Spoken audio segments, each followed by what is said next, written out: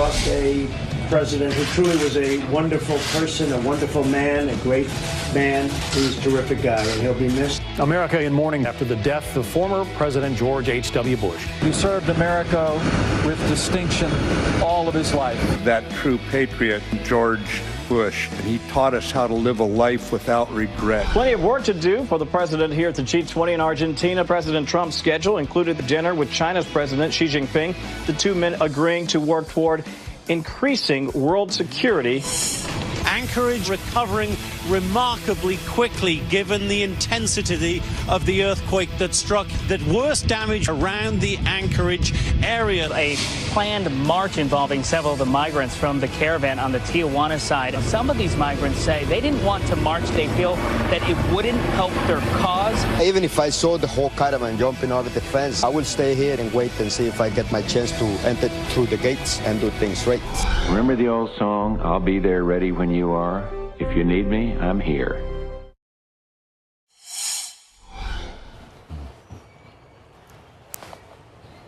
All right.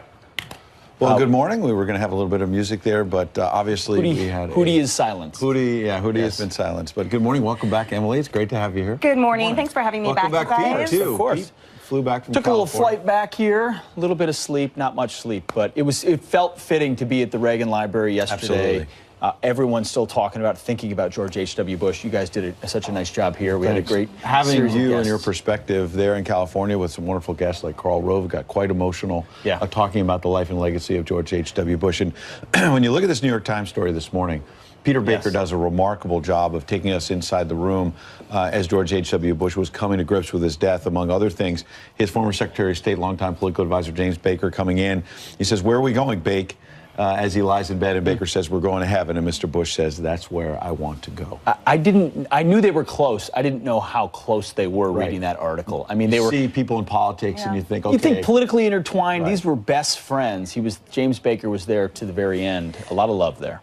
Yeah, and I think what struck me about all of the testimony we heard yesterday is how the common threads, the two common threads in everything was that not only was he such an impressive figure of everything he had accomplished, but such a wonderful human, and how many people he connected with, from public figures to the average man. Every single person had a testimony and a tribute on both of those fronts. It was really incredible. President Trump, by the way, has just landed at Joint Base Andrews. He's been honoring former President Bush, and will be doing that with the Day of Remembrance on Wednesday. All kinds of ceremonies. We're going to get to other news, some big news out of the president's trip, the G20, President Trump. But first, the nation right now will have a chance to say their final goodbyes to our 41st president, George H.W. Bush, as a week of mourning begins today. Tomorrow, he'll lie in state in the U.S. Capitol before being laid to rest back home in Texas. Our own Casey Stiegel is live in Houston with this week's schedule. Casey, good morning. Hey, good morning to you guys. Right now, the former president is here at the Lewis and Sons Funeral Home in Houston as preparations are underway in Washington and in Texas as people get ready to prepare to say goodbye to former President George Herbert Walker Bush. And just up the road from us last night at his presidential library and museum in College Station, Texas, folks gathering, Texas A&M students, veterans, all walks of life. They lit candles, said prayers, there to thank a man who dedicated his life to public service. I wanted to swing by just to pay my respects. This family is just dearly beloved by the community, and I have such high regard for who he was as a man and the way he loved his family, even above the way he loved his country. Now, tomorrow morning, the president's body will be flown from Houston to Washington, D.C., where he will then lie in state at the U.S. Capitol tomorrow night into all day on Tuesday. Wednesday, his state funeral will be held at the National Cathedral, and then it is back to his beloved Texas, where his body will lie in repose Wednesday night into Thursday morning at St. Martin's Episcopal Church in Houston, where another funeral service will take place Thursday morning before Mr. Bush is finally taken by train up to College Station to his presidential library, where he will be laid to rest, buried next to his beloved Barbara and his daughter Robin, who died from leukemia at a young age. So a very, very busy few days ahead here in Texas and there in the Capitol as everyone gets ready and prepares to say goodbye to a man who we say dedicated his life to helping others. Back to you. Eagle, thank you for that report. We're getting back to you throughout the morning. Yeah. You know, the flag will be flying at half staff for 30 days for a full month, fitting. The stock market closed on Wednesday completely as a national day of mourning. And, you know, I'll be honest with you. I'm usually wary of people that get universal praise because sometimes you think maybe they stood for nothing. This guy's the exact opposite. Universal praise because he stood for service and patriotism and decency. He was in the arena for America. His lodestar was love of country, love of family. He was a man of action, of risk, of consequence, that fought for bigger things, and a great spirit throughout it all. And I think that's why so many people are drawn to his story. Absolutely. Set aside whether you agree with everything he did in politics, just a good man fighting for the decency that he brought of our country. Yes. And what struck me also is the former Prime Minister of Great Britain, Sir Marvis, he said that not only did he pioneer telephone diplomacy, that he created a coalition not only based on their individual national interests, but because these other world leaders wanted to do it for him personally, but also that he was the only person to come visit 10 Downing Street and shake the hand of the doorman, too. Yeah, he was well, everyone's a lifetime of diplomacy, right? He was prepared for it. He had been the envoy to China for the United States after Nixon opened it up, of course, envoy to the United Nations as well. We found an interesting video at the Bush Foundation website. This is September 1998, 10 years after he had been elected, several years after he had lost his re-election battle to Bill Clinton in 1992, and he talked about wanting to live a really long life. Watch. Dear kids, this letter is about aging. Last year, there was only a tiny sense of time left, of sand running through the glass. I want to put this aging on hold for a while now. I don't expect to be on the A-team anymore, but I want to play golf with you, and I want to fish or throw shoes, and I want to rejoice in your victories, and I want to be there for you if you get a bad bounce in life, and no doubt you will, for the seas do indeed get rough. If you need me, I'm here. Devotedly, Dad. Wow, how touching. The foundation is going to be releasing more of these videos. To give you just a little glimpse, when I covered Bush 43, he'd go home to see his parents, and he would go to Walker's Point there. And in the media, we would rent rooms at this little hotel because it's so small there in Kennebunkport. Yeah. There was a hotel that was just across the water from their compound, and so we could set up our cameras and get pictures of them and whatnot, you know, going out to go fishing. And I remember one time that George W. Bush, he's the president of the United States, he gets there, what's the first thing he does? He took off the suit and everything else, and he comes out in the shorts and a t-shirt. You don't see a president, a sitting president I'm talking about, in short, but he felt so at home with family. That is the biggest legacy of all for George H.W. Bush. Great father, grandfather, great-grandfather, and husband.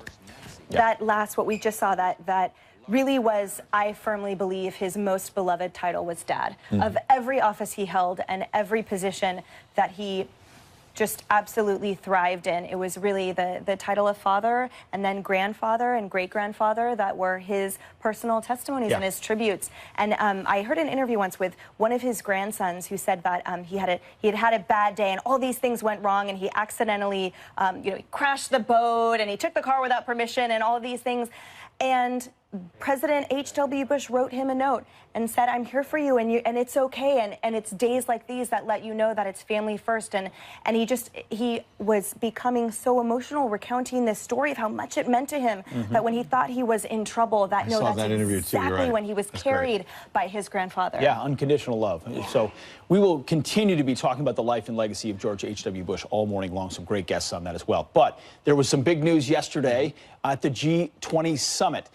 And the focus was all on the meeting between our president, Donald Trump, and Xi Jinping of China. What will happen going forward on trade? Wait, you're saying they got a deal? I read so many stories in recent weeks and months saying, President will never get a deal with China. This is a fool's errand. That was what people were predicting. That is what they were predicting. Well, this is what President Trump had to say after meeting extensively in Buenos Aires with the premier of China. There's a deal.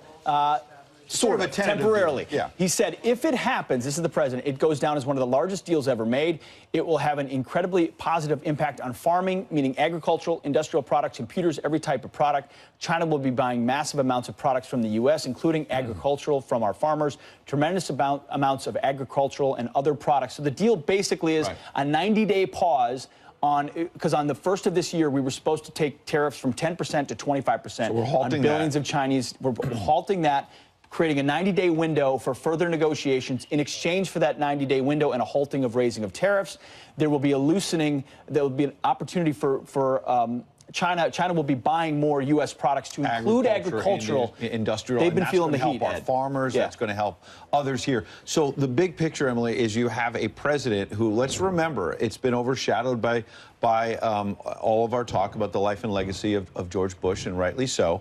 But this summit started with President Trump getting a victory where everyone had also predicted he'd never be able to rewrite NAFTA. Mexico and Canada are not going to renegotiate. And to be sure, they still have details to be worked out. Still got to get through Congress, all of that. But the G20 started with a major deal with Canada and Mexico. And then the G20 ends. Those comments from the president aboard Air Force One to reporters on the way back from Buenos Aires to Joint Base Andrews in Maryland. He's now back at the White House, saying that over a steak dinner, he and the Chinese president have a halt to the trade war. This is a big deal. The markets are likely to react tomorrow. And you had so many critics saying that this trade battle the president was waging was foolish, and instead he's winning on a lot of this. He is, and I think another really important thing to come out of that meeting is the fact that China has agreed to identify fentanyl as a controlled substance, which here in our opioid epidemic kills up to 100 people a day. That was a really important development that doesn't necessarily have to do with trade, but has a tremendous impact on us, absolutely. So to me, that indicates that that conversation between the two of them was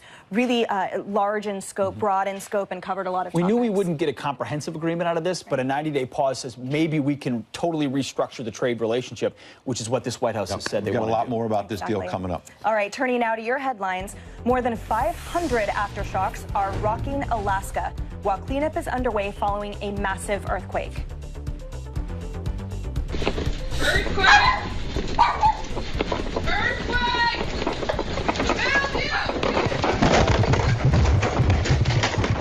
The 7.0 magnitude earthquake ripped open roads and cracked buildings near Anchorage.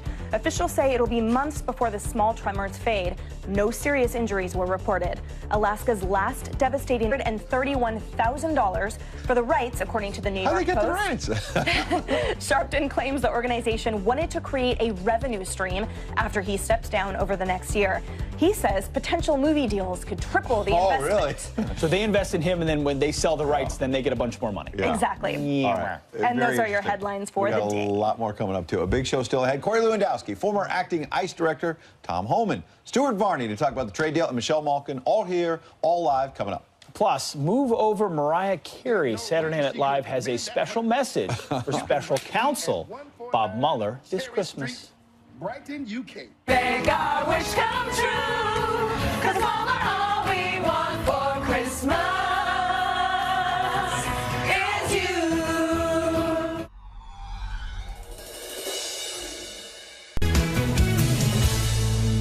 The relationship is very special, the relationship that I have with President Xi. I think that is going to be a very primary reason why we'll probably ending up getting something that will be good for China and good for the United States. The president and his Chinese counterpart, Xi Jinping, are agreeing to a 90-day ceasefire on additional tariffs this weekend. That was an effort to tamp down tensions over a possible trade war. What does this mean for the relationship going forward? What does it mean for your wallet? Here to weigh in, former State Department press officer, former financial intel analyst. She's got all kinds of great titles because she's super smart. For the Treasury Department, Morgan Ortagus. Good morning. Good morning, Ed. So let's go through what's in the deal first, then we can pick apart whether it's good or bad. So the idea that the president is saying, look, I'm going to hold off on taking tariffs against China from 10 to 25%, and then China's going to buy some of our products to try to make our trade agricultural deals, products, especially. more balanced. Yeah. Yeah, and so I would say that this is more of a pause in this quote-unquote trade war or trade skirmish or whatever you would like to call it. I don't think the president thinks it's a full-blown trade war. Yeah. But remember that we have a couple of goals here at the end. Part of it, yes, is absolutely the trade imbalance that the president was worried about. But this really, from the moment that the president announced the tariffs, I guess, gosh, it's probably been 6-8 months ago at this point to now, it morphed into what I really think it should be, which is not just a trade and economic discussion, but a broader national security discussion. Sure. What people don't realize, and I've talked to my Democrat friends about this, is how much the president has changed the foreign policy consensus in Washington in both parties on China. For the past 8 years, and this is Republican and Democrat, criticizing everybody here, we've just sort of watched China rise, right? We've been distracted in the Middle East for good reason. Sure. And yes, we have the trade imbalance, but we've been letting them get away. We're in a full-blown cyber war with them. Right. So let's go through the good bets. So the good there, it sounds to me, you're saying is this is a president who's done what he promised in the campaign and has stood strong against China amid even people in his own party saying, do we really want to ruffle feathers right now? This is a big deal. We haven't had the stomach for this fight. I think so. From an economic perspective, this sort of pause that we have now is going to be great for the markets this week. I think that you're going to see investors. Weighing on stocks. You're going to see investors that are really happy for this. Not only has it's been weighing on stocks because it's been weighing on companies, especially manufacturing companies' earnings, right? So that you've seen the auto manufacturers, saying that they're looking at, significant in the millions, if not $1 billion, in costs due to these. So you're going to see, I think you're going to see stocks happy, you're going to see corporate earnings happy, and so all of that stuff is incredibly positive. However, this is not a full-blown détente. Right. That so let me get to that because so it may be good for your 401k this week. People have been wondering about that. On the other side of this, as you say, it's a pause, and the president of the United States is saying we need 90 days to have more negotiations. There are a lot of people on the outside saying 90 days is not enough time to have a real big trade deal with China. It's more complicated than that. That's true, but I think you'll see people who are involved in agriculture, especially soybeans and other things, are going to be happy that the president did get the Chinese to agree to buy more of our agricultural products. So we'll see if they actually follow through on it. What can we do in these 90 days? It's not just about trade. The big thing that we're going to be negotiating here that the president mentioned is on IP, intellectual property protection, as it relates to the cyber realm. We're in a full-blown cyber war with the Chinese. They've been stealing many trade secrets for many years. Morgan Ortagus, thanks for breaking it. We did it without a steak dinner. The two presidents had to have a steak dinner. We accomplished a lot here. I think we need another 10 minutes. Well, yeah, exactly. We appreciate your time. Nearly 2 years into the special counsel probe, and there is still no evidence of collusion. Former Trump campaign manager Corey Lewandowski is here to talk about Bob Mueller's endgame. That's next. And the election chief at the center of Florida's recount controversy, remember her? She's now taking back her resignation. Her new vow against Senator-elect Rick Scott. You won't believe this. It's coming up.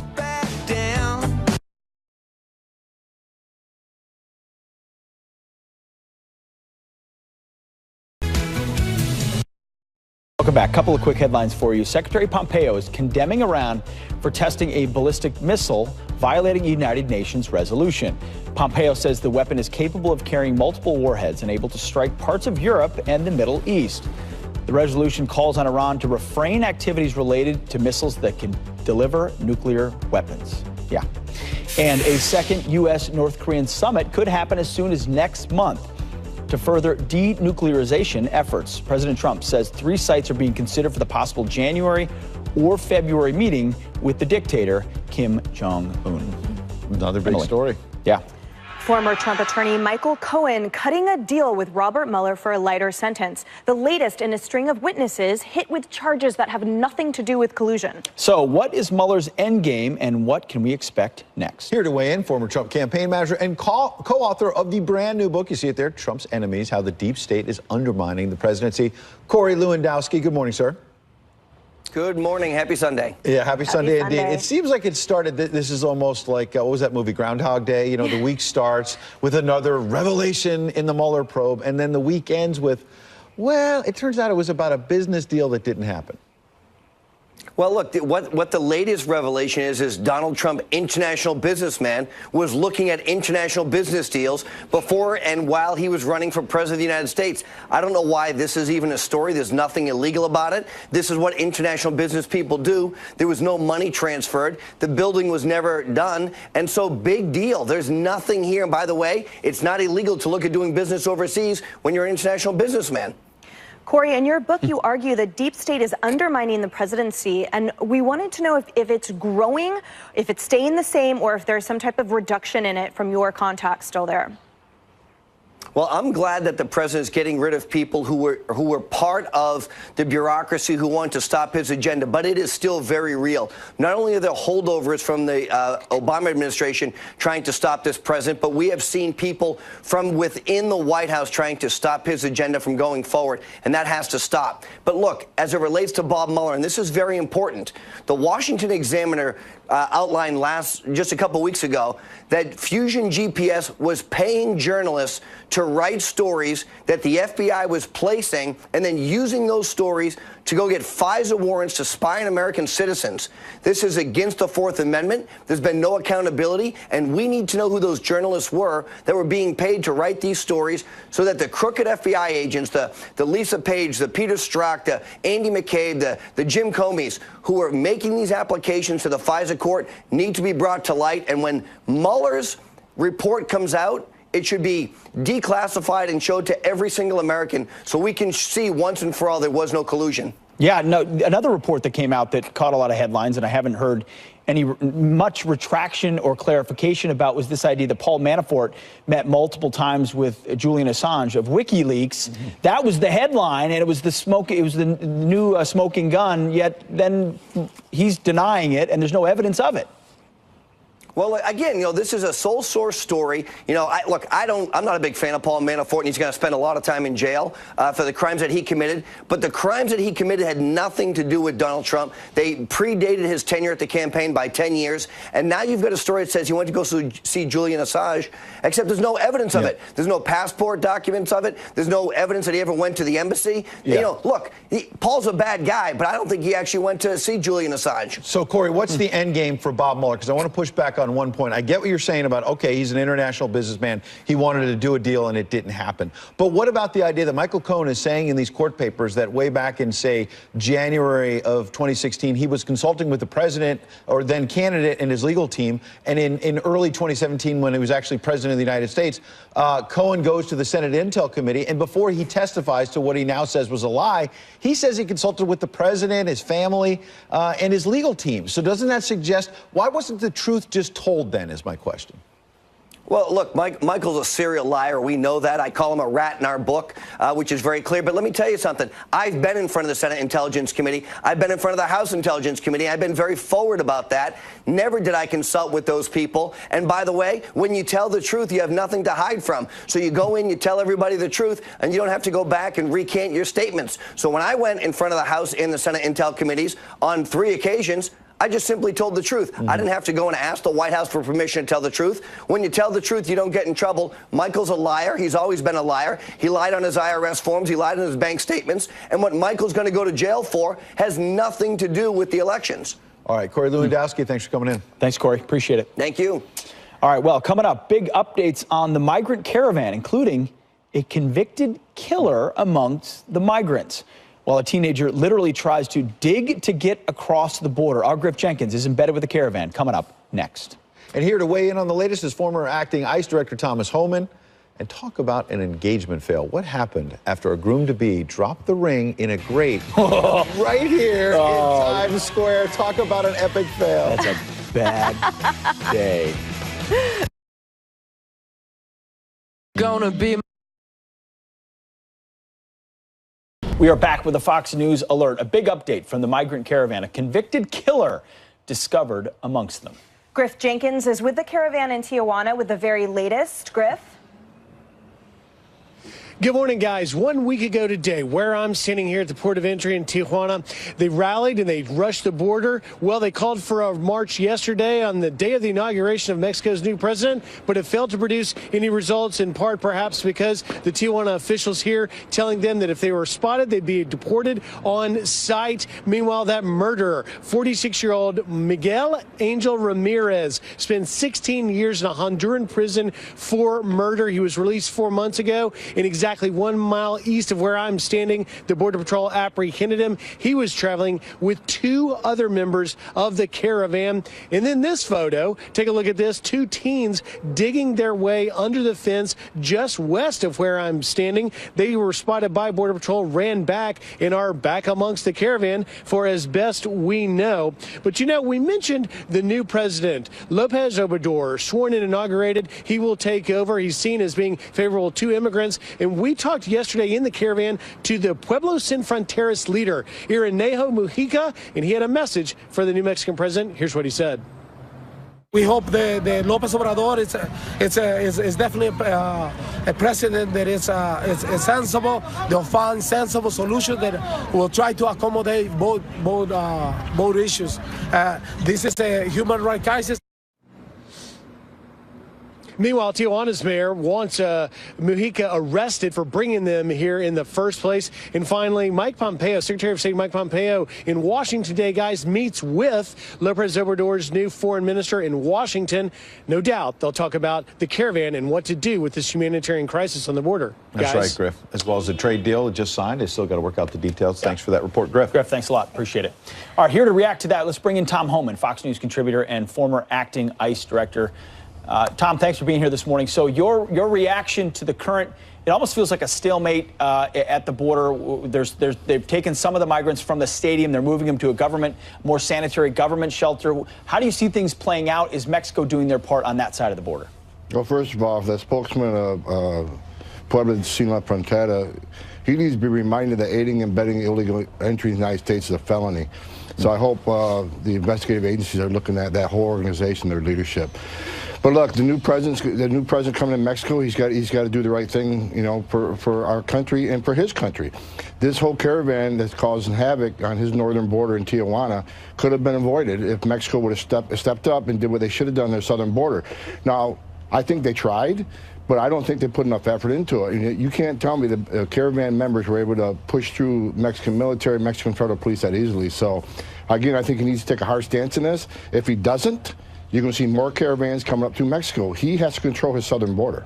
Tom, it's our understanding that part of the apprehension or discovery of these criminals amongst the caravan is in part due to the really thorough work by the Border Patrol and in part from the interviews, from the information that he willingly gave. Can you speak to what would happen if they weren't forthcoming and if he didn't have papers on him that related to his prior prison sentence? What happens then?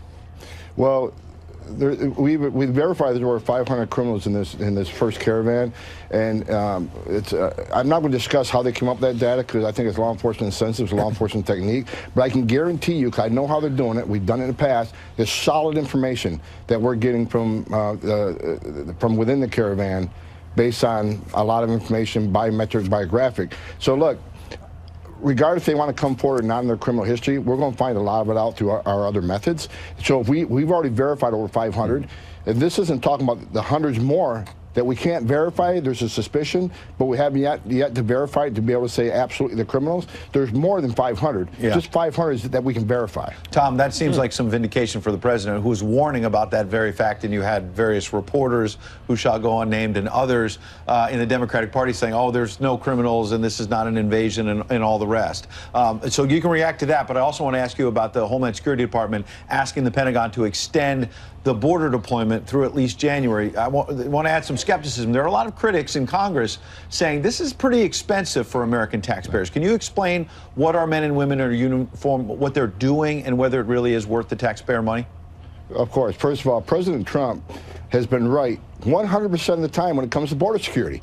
Everything he has done on the border makes sense, from from the perspective of law enforcement, from the perspective of the rule of law and the sovereignty of this country, and as a 34-career law enforcement officer who's done this for years, including the Border Patrol, he has been 100% accurate. And the Democrats don't like that. They hate it. But as far as his move to send DOD to the border, that was a genius move. Because not only does he control the illegal entry of this caravan and protect the sovereignty in this country, but by doing that, by sending DOD to the border, he is infuriating the drug cartels. And I've said for years, illegal immigration bankrolls drug cartels because you got to pay them a fee to work through the plazas.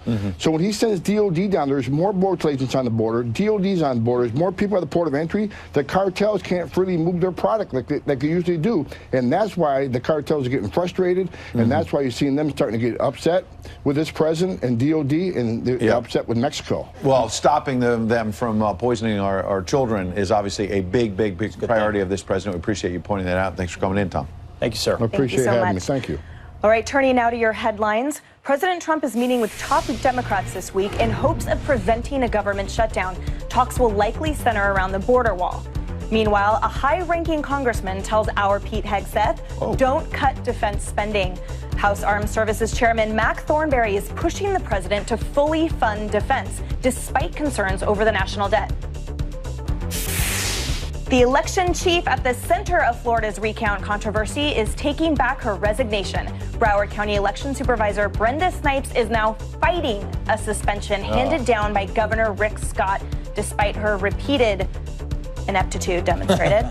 He said the suspension was for incompetence, referencing reports of more than 2,000 misplaced ballots. The state Senate must vote to reinstate or remove Snipes permanently.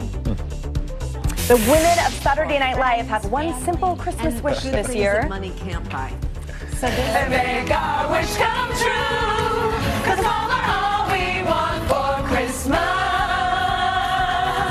is you. Unless the report has like zero new information, because then we would rather it never come out. Special counsel Robert Mueller to release a devastating report is what they are wishing for that could lead to the impeachment of President Trump. Mueller's investigation, which started in May of 2017, has yet to find any evidence of Russian collusion during the 2016 campaign. Those are your headlines. When parody is devastatingly honest. It's honest that they want something, and if they don't, then don't put it out. That's right. All right, Rick, it's good to see you back in business today. What's up, Rick? Yes, yesterday I didn't get any business, obviously, with all the big a lot news. of breaking news. Yeah, a lot of news going on. And there's also a lot of weather going on right now. Big storm that's all across the central part of the country, but ramifications with us down across parts of the southeast. Tornado watch with this line of storms moving across parts of the panhandle of Florida into Georgia this morning. Be very careful. We could see a little bit more of that later on today, as this tail end of the front is going to be where the tornado activity is today. Yesterday it was in Illinois. 22 reports of tornadoes in Illinois yesterday from the same storm. Now that energy moves towards the east, rain across the I-95 corridor, snow across parts of far northern New England. This is the center of it. It's the second week in a row that we have a big storm, especially right across parts of Nebraska. This time, probably 12 to 18 inches by the time this is done. And a new storm moving in across parts of the Four Corners, bringing snow across the mountains of Arizona. All right, guys. Snow across the mountains of Arizona. Snow. That sounds romantic right before Christmas. Exactly. Thanks, Rick. Thanks, Rick. Appreciate it. All right, well, lawmakers now calling for answers from the VA as thousands of student veterans are getting shortchanged, or so we're hearing, on their benefits. And former President George H.W. Bush's former chief of staff, John Sununu, is coming up. We want to get his insights. Dr. Sebastian Gorka, Michelle Malkin, and Stuart Varney talking about the trade deal. What does it mean for your money? That's coming up.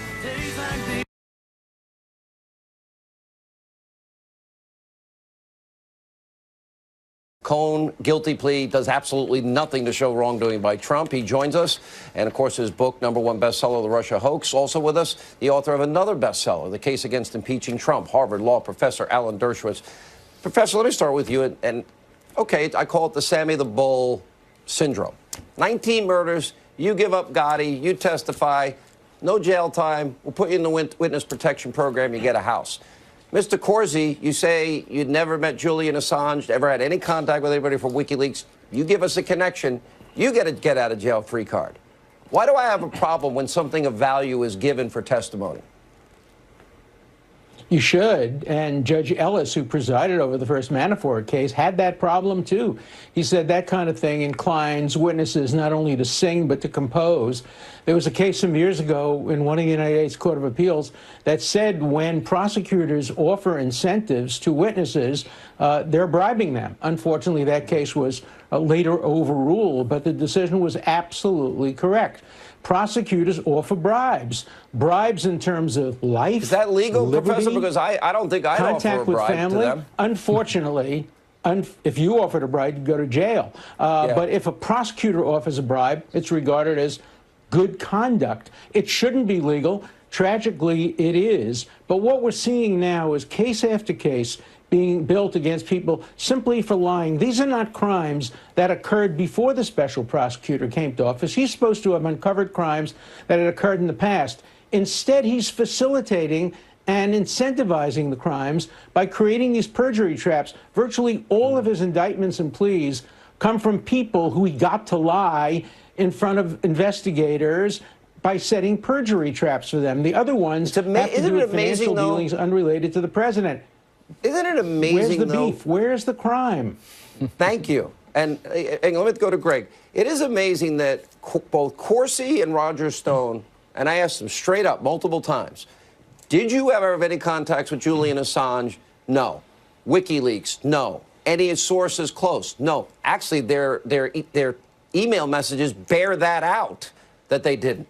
And here's where they're trying, it seems, to get Donald Trump. The Moscow deal, I don't see. That's what Donald Trump did for a living. It's perfectly I don't see anything legal. illegal there, number one. And the Right. other is, well, they're trying to connect him to WikiLeaks through Corsi and Roger Stone. Right. And they're No. saying they never talked to the guy.